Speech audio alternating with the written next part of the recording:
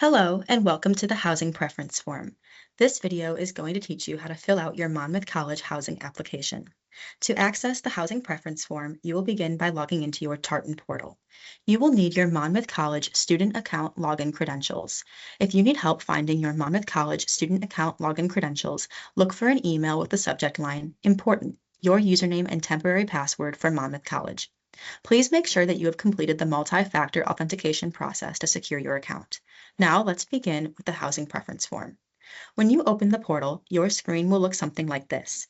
Please select Apply for Housing under Recommended Actions. Your screen will now say Fall 2026 New Student. Select Apply Now. This is the housing preference form.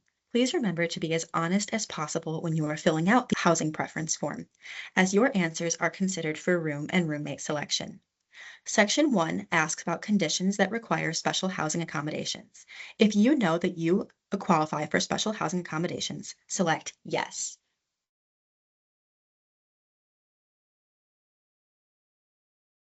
The program will ask you to complete the accommodation request form and the housing accommodation request form. If you do not qualify for accommodations, select No. You will be asked questions about your personal preferences and plans for your Monmouth College experience.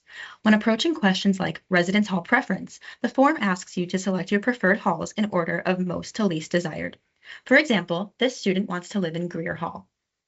So they list Greer Hall as number 1 by hovering over the name of the hall and clicking on the arrow. Do this for each hall that you prefer. It is important to remember that this form is only asking for your preference. While Monmouth College tries to accommodate student preferences, your first preferred hall is not always a guarantee. Please complete the rest of the questions on the form with your most honest answers.